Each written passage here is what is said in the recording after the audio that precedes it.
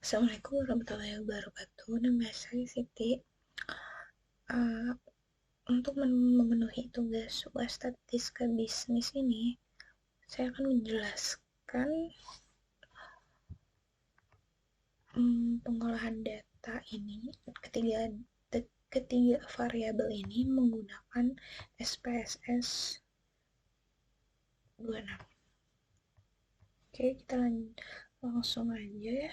Di sini tuh ada data, kayaknya judulnya tuh pengaruh pelatihan dan kepemimpinan terhadap kinerja, yang dimana X1 dan X2 ini menjadi variabel independen atau sendiri masing-masing gitu ya, dan sedangkan kinerja atau variabel Y ini tuh menjadi variabel dependen atau variabel yang terikat.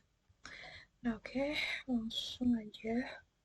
Pertama-tama kita harus uji normalitasnya, uji validitasnya, maaf. Uji validitas itu sendiri untuk mengetahui kesahihan, keabsahan data tersebut yang berasal dari pertanyaan atau pernyataan hasil kuesioner ya. Kita langsung aja caranya. Yang pertama pasti buka dulu lah SPSS-nya ya.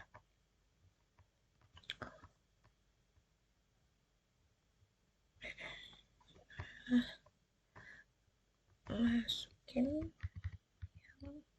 Di sini aku cuma ngasih contohnya satu. Sebenarnya tuh kita ngujinya tuh 3 kali berturut-turut. Nanti aku udah kerjain. Jadi ini cuma ngasih tahu aja caranya seperti apa. Kita copy paste aja. Nah, di sini kan tadi namanya tuh bisa diganti sesuka hati, tapi aku mengikuti sesuai soal. Get X2, X3, X4. Terus masuk ke data view. Tadi kan masuk ke ke variable view untuk mengedit gitu. Nah, sekarang kita balik lagi untuk mengetahui uji validitas. Kita masuk ke menu Solve, Analyze, terus Correlate, dan selanjutnya diklik aja. Variabel pertanyaan X1 sampai X4 tuh dimasukkan ke variabel. Lalu tekan OK. Nah, ini dia hasilnya. Hasil dari uji normalitas itu syaratnya adalah maaf, bukan uji normalitas, uji validitas. Itu syaratnya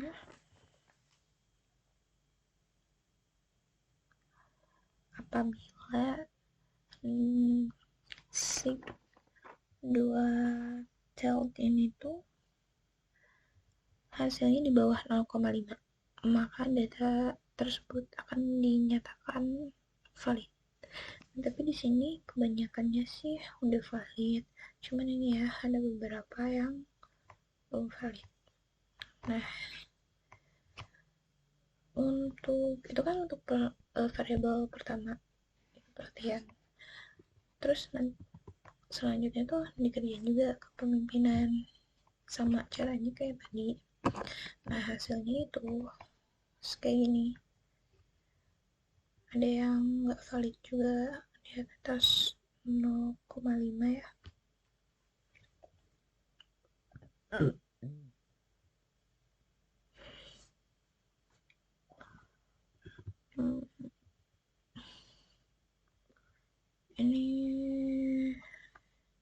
Ini kan si detailnya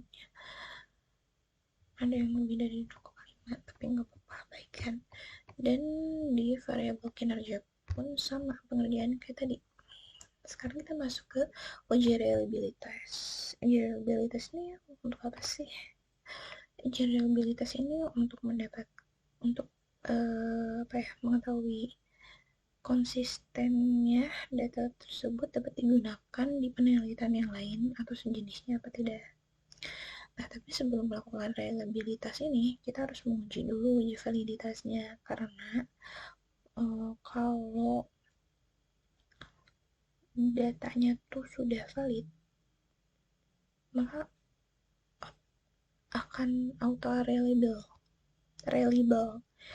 Begitupun sebaliknya. Di sini udah ada hasilnya sebetulnya. Cuman caranya kita langsung aja ya ke sini, masuk ke menu analyze, scale, reliability analyze. Masukin semuanya ke item, lalu oke. Ini hasilnya dilihat dari Cronbridge Alpha-nya ya. Ini dari hasil aku pasang.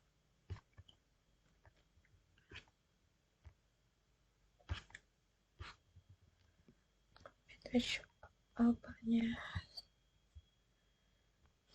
segini.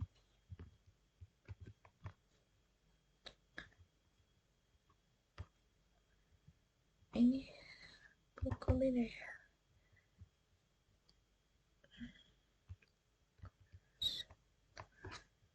902 840. Bentar ya.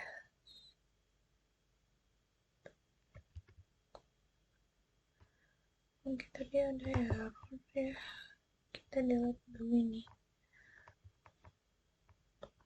Jadi sebenarnya ini ya, Cronbridge Alpha-nya.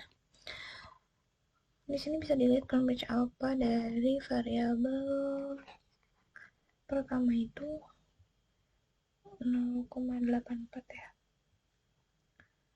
Nah, syaratnya itu jika di bawah 0,6 data tersebut tidak reliable. Di bawah 0,6 ini datanya reliable ya.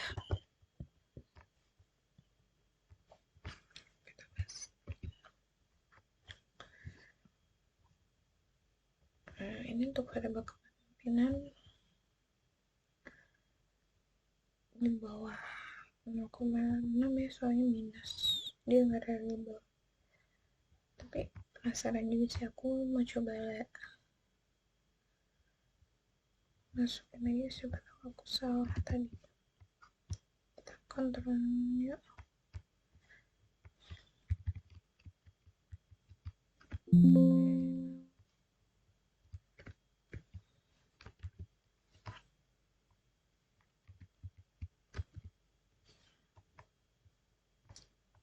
Variabelnya kita ganti x2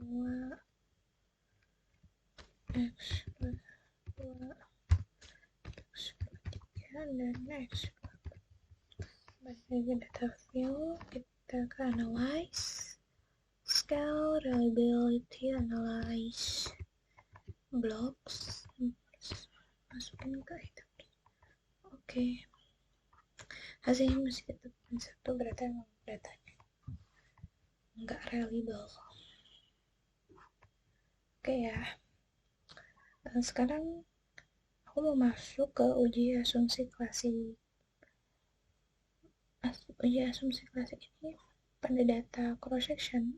Data cross section itu data satu waktu ya. Contohnya kayak tadi. Kita ngisi kuesioner itu berlakunya untuk satu waktu.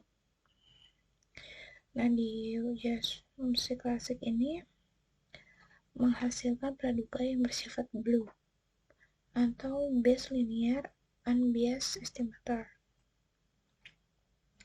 Nah, di dalam uji asumsi klasik ini tuh ada uji normalitas. Uji normalitas tuh caranya pertama kita harus menggabungkan dari beberapa pertanyaan ini, mengatakan di sum ya,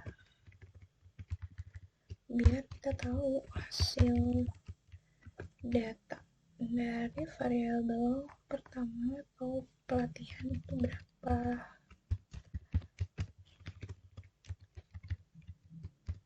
Ini sama aja, gampang, pas ya.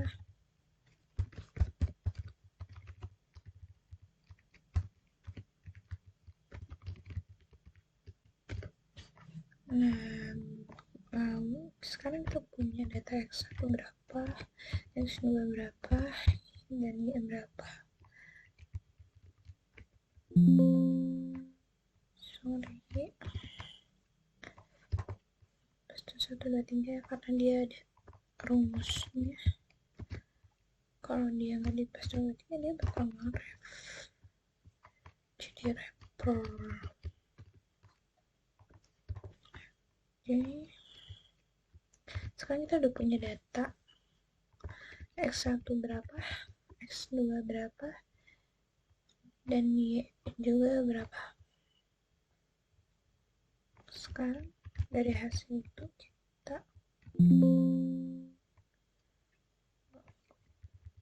kita copy paste ke SPSS ini.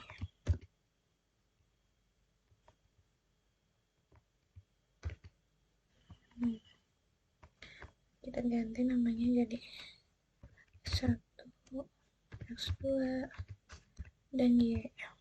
Balik lagi. Di dalam ujian normalitas ini yang akan diuji yaitu errornya yang harus normal, karena dalam tabel errornya nggak ada. Maka langkah pertama yang harus dilakukan itu yaitu memasukkan errornya terlebih dahulu dengan cara analyze regression linear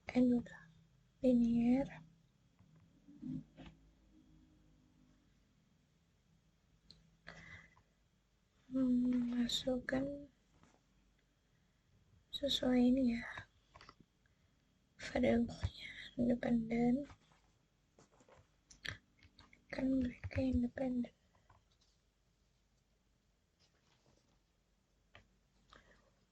Lalu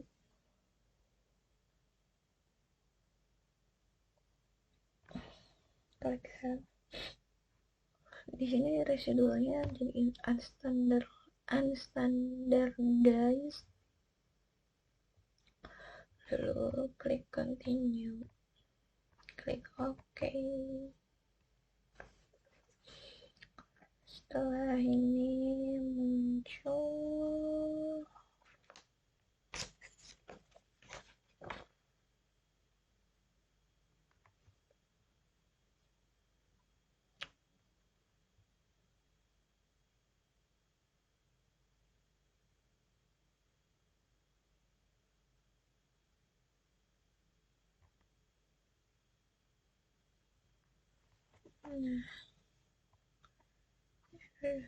di sini normalitasnya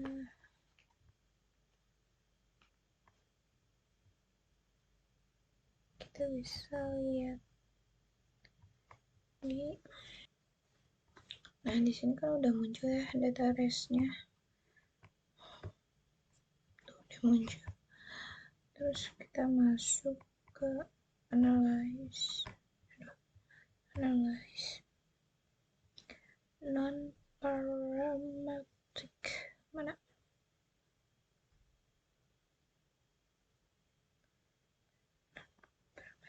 test one sample legacy dialog ya, masuk ke non parametric legacy dialogs. Terus ini sampel ke Kolmogorov-Smirnov, kita masukin yang unstandardized. Tekan oke. Keluarkan tuh one sample Kolmogorov-Smirnov test. Kita ngelihatnya dari asymptote-nya, hasilnya ini lebih besar dari 0,5 ya, 0,2. Maka data tersebut normal, dan apabila data tersebut tidak menghasilkan distribusi normal, kita tuh bisa nge-extract gitu mau diganti kayak nggak eksak tuh kayak gini ya. Tadi data ini eksak tuh analyze tadi kan non parametric test. Nah di eksak ini kita tinggal ganti aja Monte Carlo atau eksak continue atau otomatis asymptote-nya bakalan normal. Oke, kita copy ke Word ya.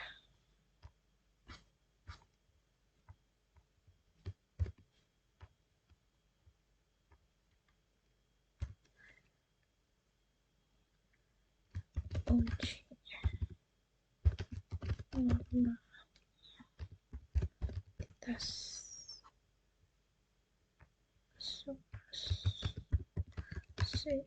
klasik.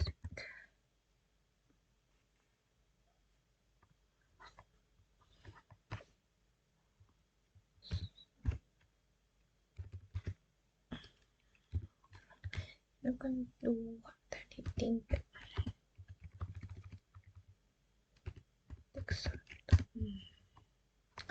sekarang kita masuk ke 3.2 itu uji hetero kesadasitas.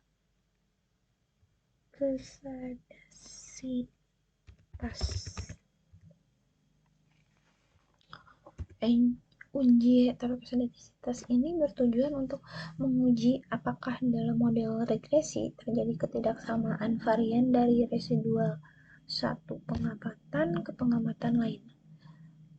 Jika varian dari residual satu pengamatan itu ke pengamatan lain tetap, maka disebut homoskedasitas, dan jika berbeda akan disebut heteroskedasitas. Jadi intinya dari uji asumsi klasik yang ini tuh ingin mendapatkan data yang homoskedasitas. Nah, uji yang dilakukan itu dengan uji Glaser. Pertama kita masuk sini, pilih transform, lalu datanya ini tuh langsung, karena datanya sedikit aja aku manual.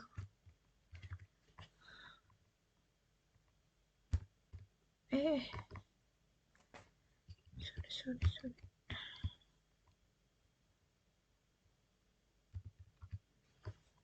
Oke, masuk ke menu transform, compute variable.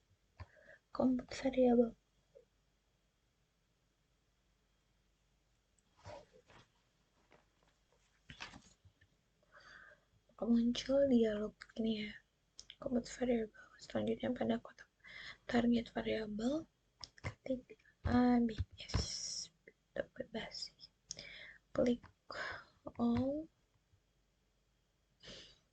pada function group, lalu pilih ABS pada function yang special variable di sini.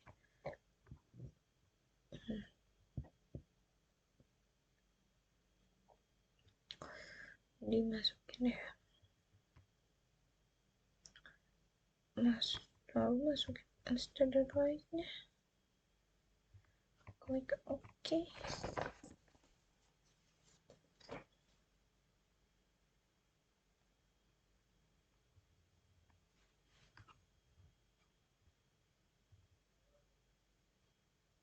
Nah, hasilnya tuh bakal ada nih FC. Transform kembali pada absolute.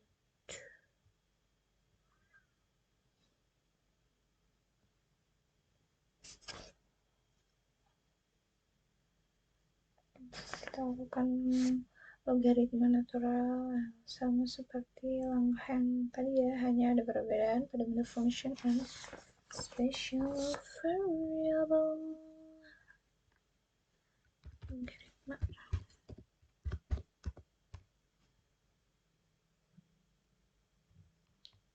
terus di sininya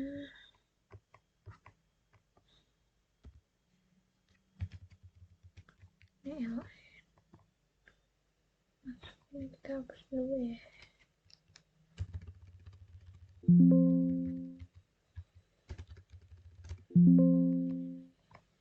Masukin ln, terus masukin absolut,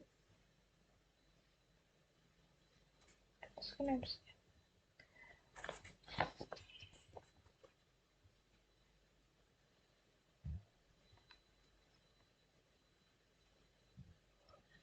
Aku klik OK.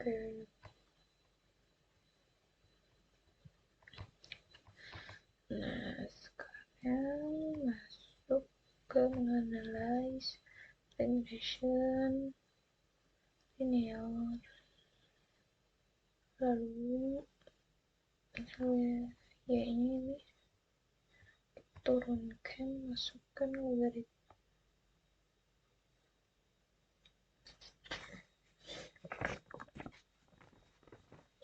lalu tekan OK.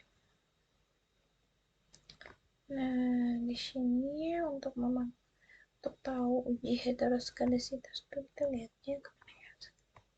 Sini.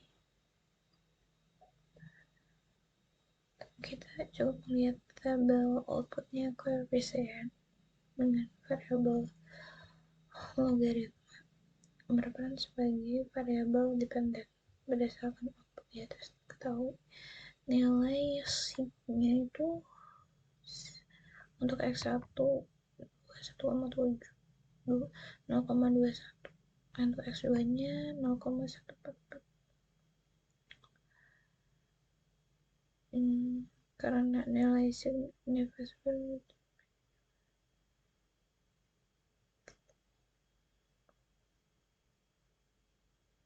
ini kan datanya tuh lebih besar, nilai sigma itu lebih besar dari 0,5.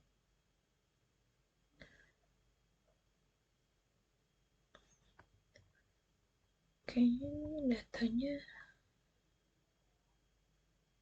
terjadi heteroskedasitas senior gitu. Jadi kita masukin aja. Dan yang sekarang terakhir ada uji multikolinearitas.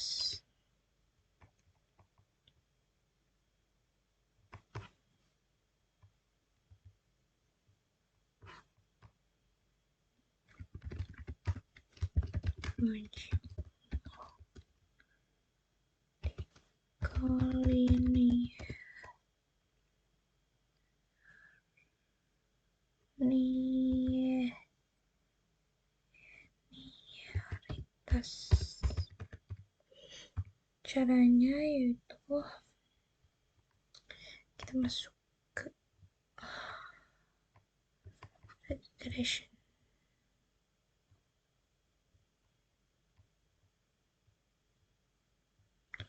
sublinear,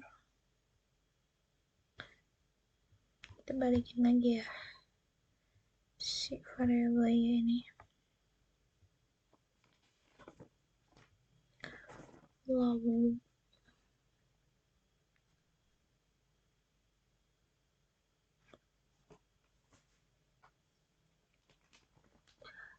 klik yang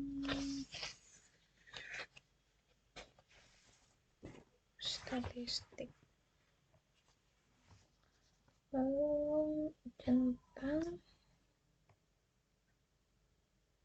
kolinaritas diagnostik, continue, lalu oke. Nah, di sini kita ngeliat si VEF. Berdasarkan tabel di sini tuh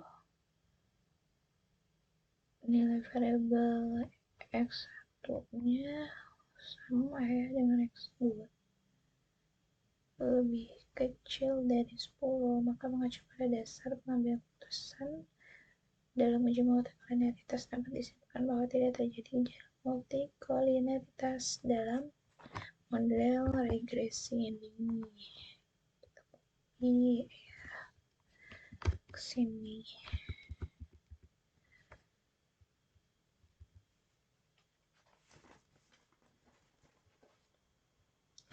Sekarang kita mau uji T. Uji T itu sebenarnya tinggal lihat aja di sini. Ini uji multikolinearitas yang tadi. Di sini kan nilai T-nya ya. Cuman ngebacanya tuh beda.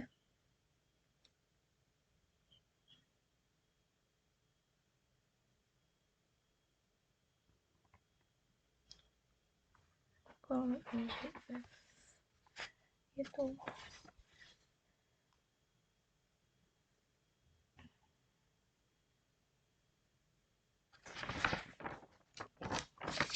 UJF itu kita lihatnya dari ANOVA. Ini bentar ya, copy dulu. Ini copy.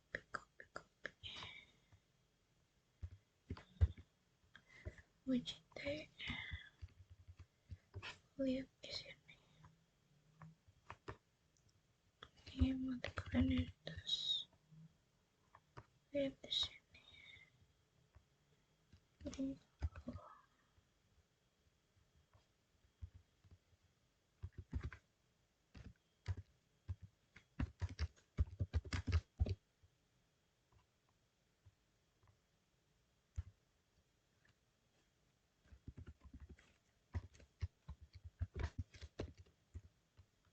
kalau UJF-nya itu kita lihat di sini di ANOVA.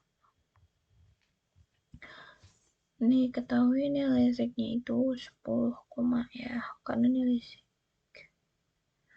10, besar dari 0,05, maka sesuai dengan dasar pengambilan keputusan UJF simpulkan bahwa hipotesis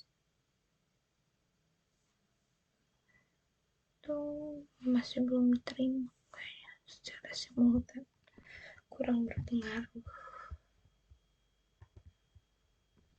tidak berpengaruh bawah. Oke, selesai sudah saya menjelaskan. Terima kasih. Mohon maaf apabila ada kesalahan kata.